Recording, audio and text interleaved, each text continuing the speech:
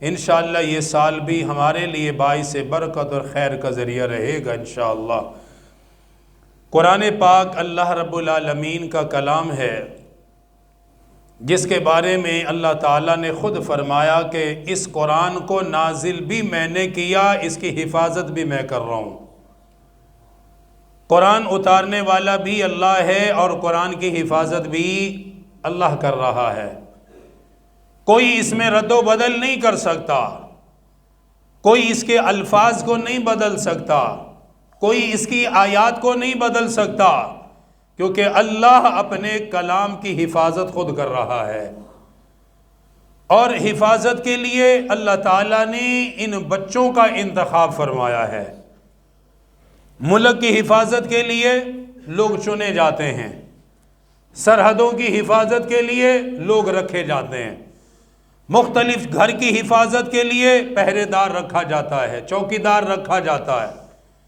ہر چیز کی حفاظت کے لیے کوئی نہ کوئی راستہ، کوئی نہ کوئی طریقہ اختیار کیا جاتا ہے۔ اللہ رب العالمین نے اپنے کلام کی حفاظت ان طلباء کے ذریعے سے فرمائی کہ یہ اللہ کا قرآن اپنے دل میں محفوظ کرتے ہیں، دنیا میں کوئی اسے بدل نہیں سکتا ہے، کوئی اس کے اندر رد و بدل نہیں کر سکتا کہ میں بدل دوں، کچھ آیات بدل دوں، کچھ صورتیں بدل دوں تو پتہ نہیں چلے گا۔ ایسا ہرگز نہیں ہے، کیونکہ قرآن اللہ کا وہ کلام ہے جو ہمارے سینوں کے اندر محفوظ ہے۔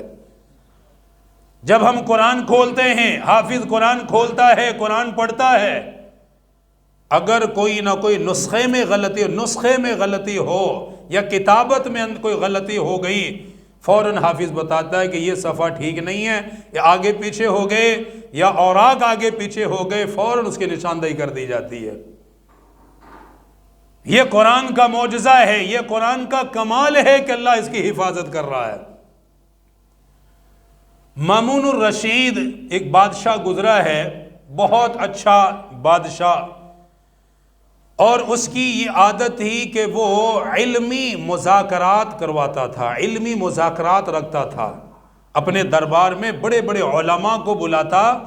اور علمی باتیں ہوتی وہاں پر، قرآن کی بات، حدیث کی بات۔ اور مامون الرشید کے دربار میں ہر مذہب کے بندے کو آنے کی اجازت تھی، کوئی بات کرنا چاہے وہ اپنی بات کرتا، ادھر سے علماء قرآن کی بات کرتے اور بہت سارے لوگوں کی ہدایت کا ذریعہ بن جاتی۔ یہ اس کا کام تھا، اس کا طریقہ تھا کہ لوگوں کو اس طرح وہ دین کی دعوت دیتا، دین کی طرف بلاتا، متوجہ کرتا۔ ایک علمی مذاکرے میں ایک یہودی بھی آیا،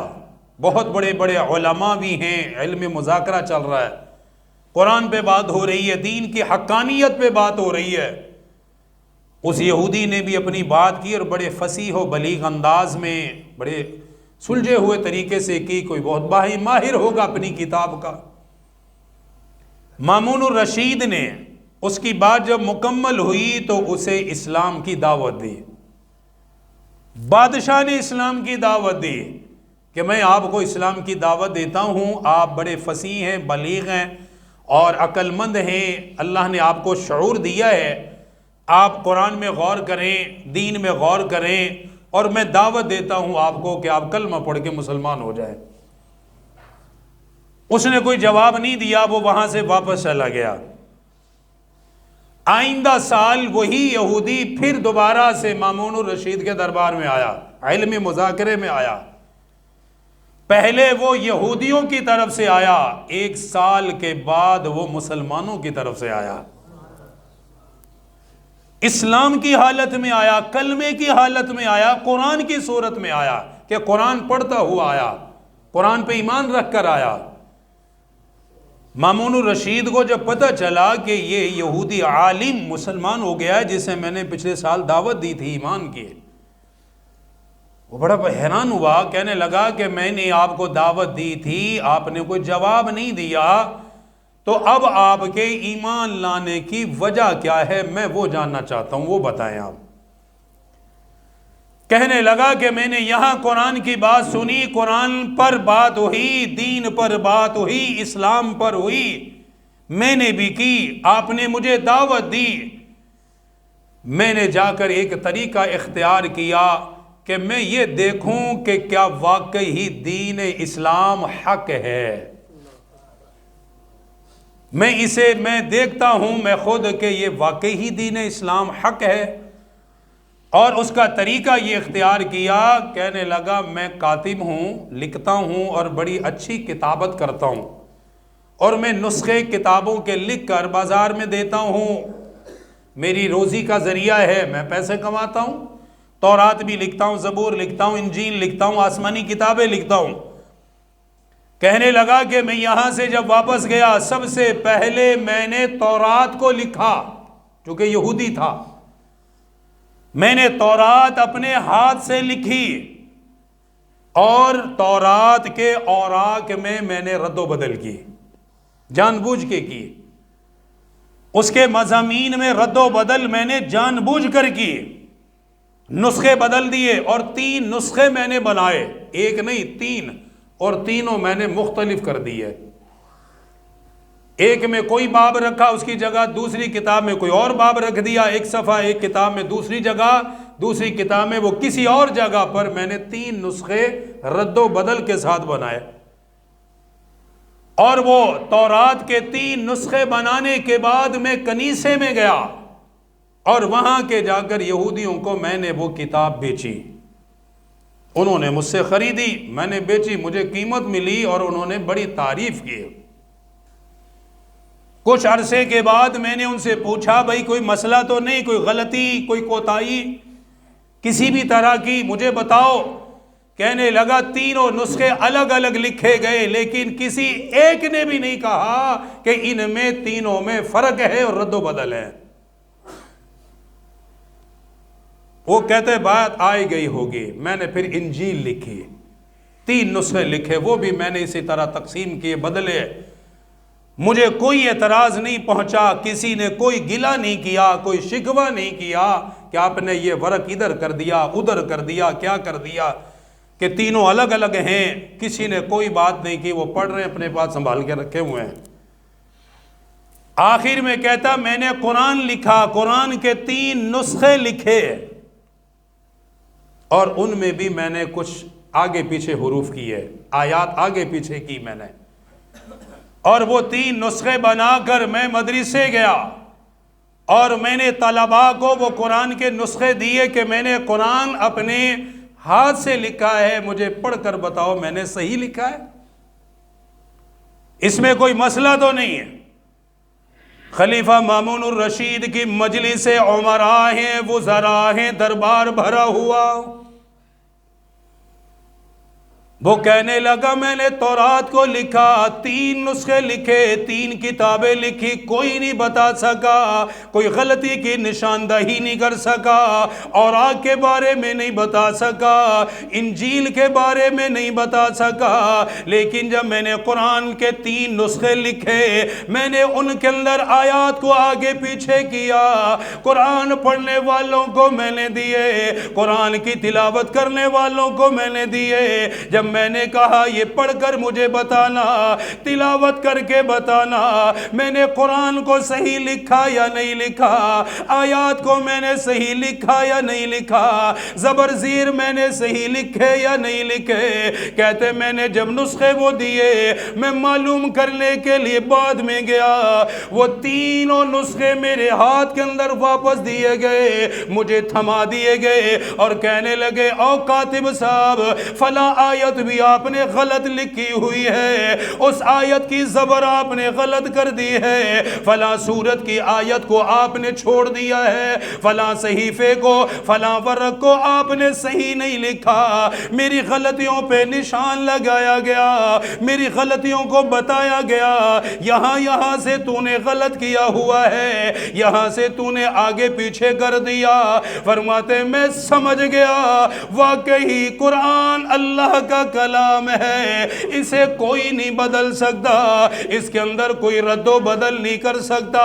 یہ اللہ کا کلام ہے، یہ پروردگار کا کلام ہے، اپنے کلام کی حفاظت وہ خود کر رہا ہے، کوئی بدلنا چاہے بدل نہیں سکتا، آگے پیچھے کرنا چاہے نہیں کر سکتا۔ ایک معصوم حافظ قرآن وہ بھی بتا دے گا یہ آیت صحیح نہیں لکھی ہوئی۔ وہ کہنے لگا یہ نسخے لکھے دکھائے، بچوں نے مجھے بتا دیا کہ یہاں غلطیاں کی ہوئی ہیں، آپ نے صحیح نہیں، ان کو صحیح کر کے لاؤ، ان کو صحیح طرح لکھو، نشان بھی لگائے۔ اسی دن میں سمجھ گیا کہ واقعی قرآن حق ہے اور اللہ کی کتاب ہے، اور میرے یہ ایمان کا ذریعہ بن گیا، قرآن میری ایمان کا ذریعہ بنا۔ خلیفہ مامون الرشید کی مجلس میں وہ ایمان لانے والا کاتب اپنا واقعہ بتا رہا ہے کہ قرآن کی حفاظت میرے ایمان کا ذریعہ بنی ہے۔ اسی لیے پروردگار عالم نے خود قرآن کریم میں قرآن کے بارے میں فرمایا إِنَّ هَذَا الْقُرْآنَ يَهْدِي لِلَّتِي هِيَ أَقْوَمُ، کہ میں نے اس قرآن کو ہدایت کا ذریعہ بنایا، قرآن کو کامیابی کا ذریعہ بنایا،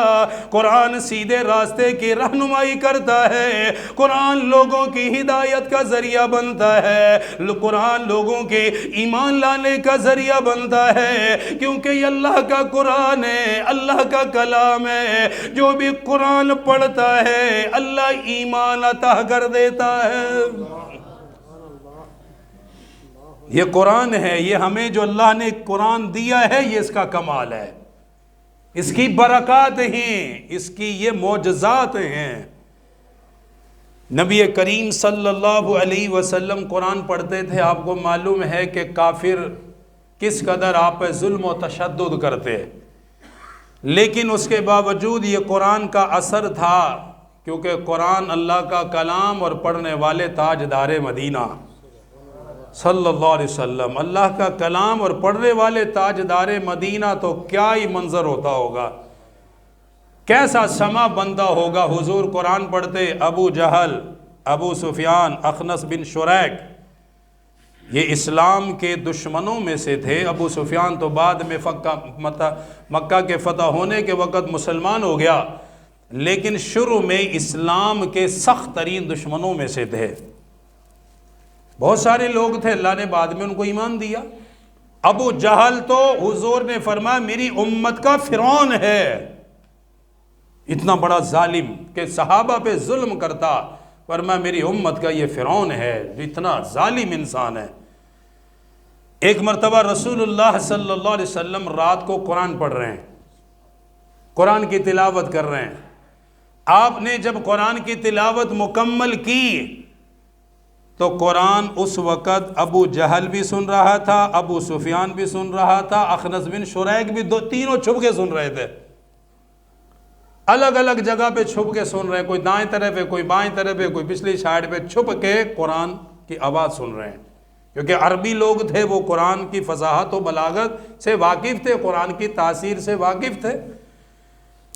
ابو جہل جب قرآن سن کر جانے لگا تو اس کا ٹکراؤ ابو سفیان سے ہو گیا۔ وہ تو کدھر جا رہا ہے، تو کہاں سے آیا؟ کہنے لگا میں قرآن سن کے آیا ہوں۔ ابو سفیان نے ابو جہل سے کہا تو کہاں سے آیا؟ کہتا میں بھی قرآن سن کے آیا ہوں۔ اور یہ دونوں جب جا رہے ہیں تو اخنس بن شریک سامنے نظر آ گیا، تیسرا بندہ جو سب سے بڑا مکے میں رکاوٹ۔ اسے کہا تو رات کے اس پہر کہاں پھر رہا ہے؟ کہنے لگا جو کام تم کرنے آئے ہو وہی میں کرنے آیا ہوں، میں بھی قرآن ہی سن رہا تھا۔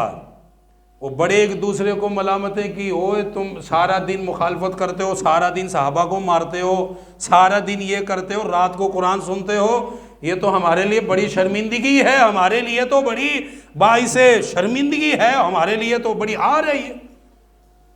ہم خود مخالفت کرتے ہیں، رات کو